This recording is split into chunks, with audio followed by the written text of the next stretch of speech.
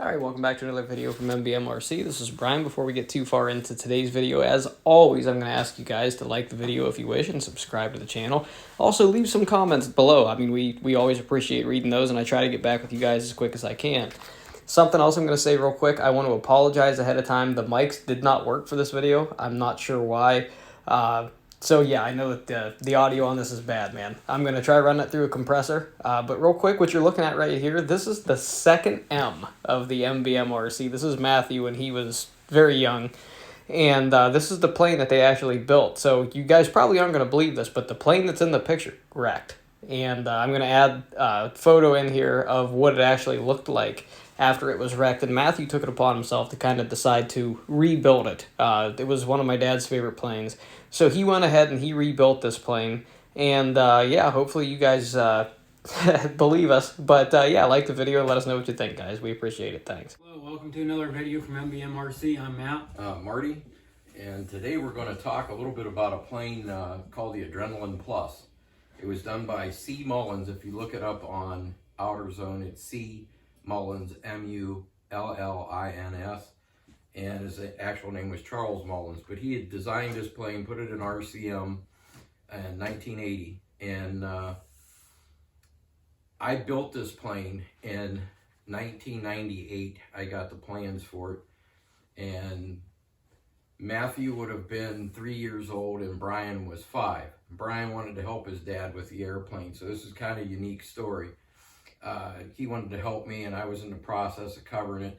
So he sat down with a little pair of his play school scissors, and he cut out all these little triangles that you see on the wing and the tail feathers. And he wanted to put one of his men in it. And he came up, he brought this little owl out to me.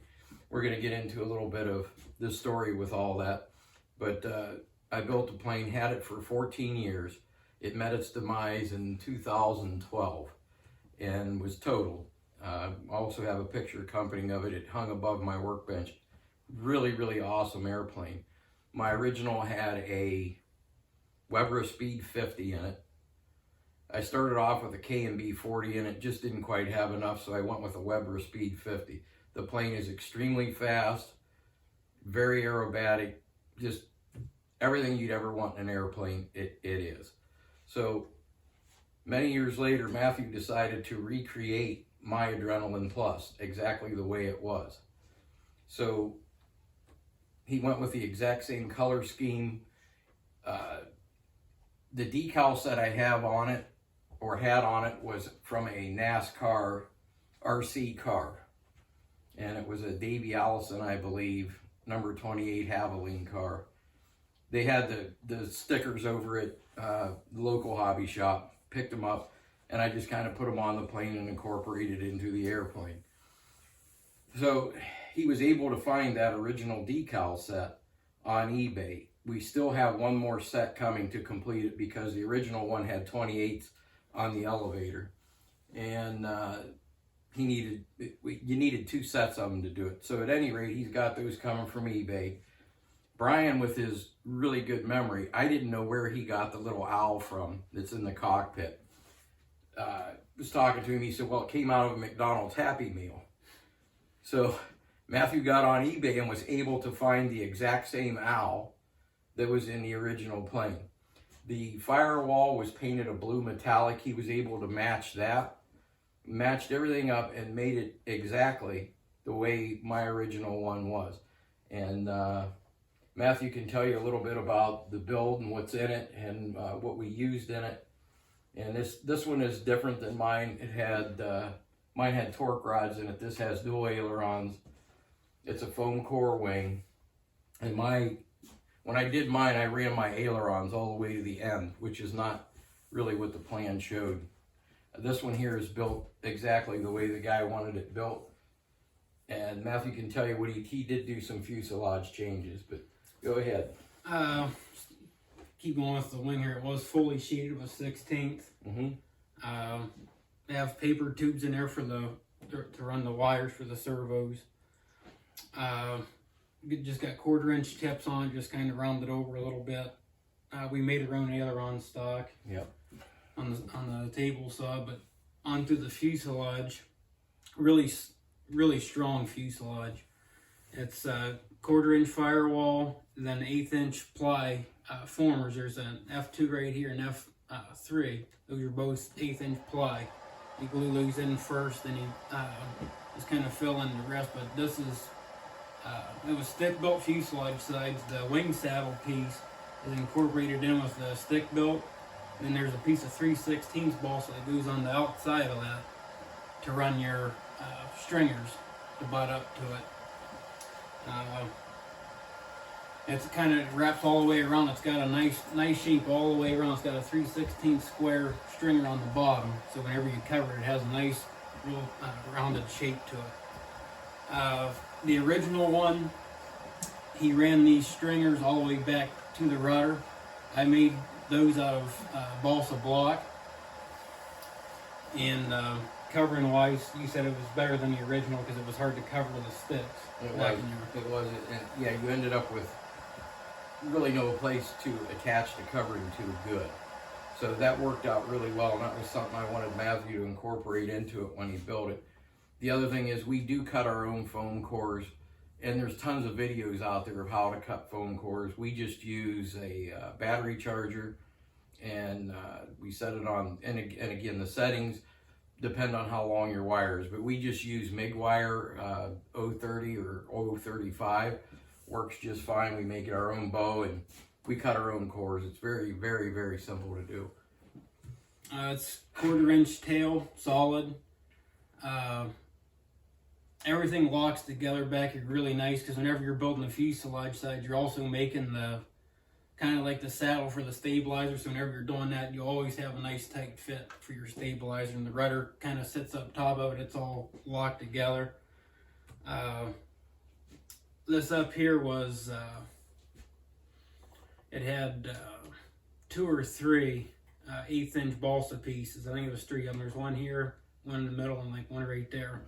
16 sheeted up top of it. Came out really good. And as far as this plane here is probably the best one we've turned out. I mean, all of our planes are really, really nice. But this one here turned out extremely well. Everything on it, if you measure it dimension-wise, is just absolutely perfect. We haven't flown it yet. We don't have the weather right now to do it. It's raining, it's windy. So whenever we get a chance to get this out, we'll definitely be putting a video out on it. We used some older Futaba servos in it. They were 148s and 3004s. It's running on a Dubro 8-ounce tank. For the cutout for the F2, has a really tight fit, but it will fit in there. The Sullivan tank, if you was to flip it vertically, a Sullivan 8-ounce tank would fit in there better. But the Dubro is kind of tight in there, and it kind of holds itself in place. I got some foam padding underneath of it. But an 8-ounce tank is about as big as you can go on it. The other thing on the original, the landing gear was never really long enough for it, nor was it swept forward enough. So it always had the tendency to tip up, and it never had enough prop clearance, because with the Weber Speed 50, I was running 11.7.5. And with the 11-inch prop, it was really close to the ground. So when I made the gear for this, I extended it and also raked it a little further forward. It has no tendency now to want to tip up at all. In fact, you have to get it almost to that point before it goes over. This way it's going back. So good suspension gear. It's epoxied into the foam really, really well. And I never had any trouble with anything with this airplane. It was always a really, really good flying airplane. In fact, it was my daily flyer for many, many years. Not too many planes could beat it. It in most cases, even the Q500 planes would have a tough time with this airplane. But at the same token, yeah, it'll slow down. But it's quick. As far as room in the inside of the fuselage, it's actually pretty decent. I have a Futaba servo tray in there, goldenrod's running up to it. And what I actually did is I put the LiPo battery underneath the servo tray. Then I have all this room up in here for receiver and kind of packing stuff with foam. But there's actually quite a bit of room inside that fuselage. It calls for a 40.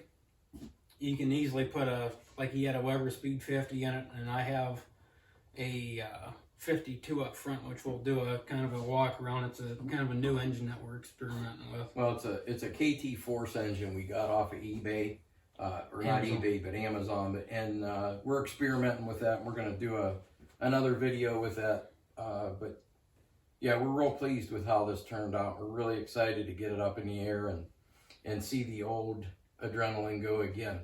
And it's definitely a worthwhile build, and I think when you see the video of it actually flying, it's pretty impressive. And that's about it. Yep. Thanks. All right, starting off with back here at the tail, his original one had the Dubro tail wheel bracket on it, which of course I had to copy and put on there. It did take just a couple little pieces of lead for the 52 up front. I got the original black bolts that he had kind of in his, they're knurled. You can just kind of tighten them with your hand. It's got a screwdriver slot in the inside. But there's how the servos are in there. I use 440 rod instead of 256.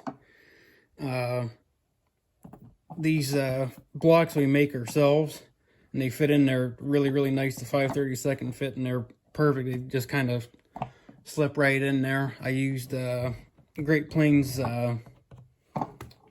brackets to hold those down. 2-inch Sullivan wheels.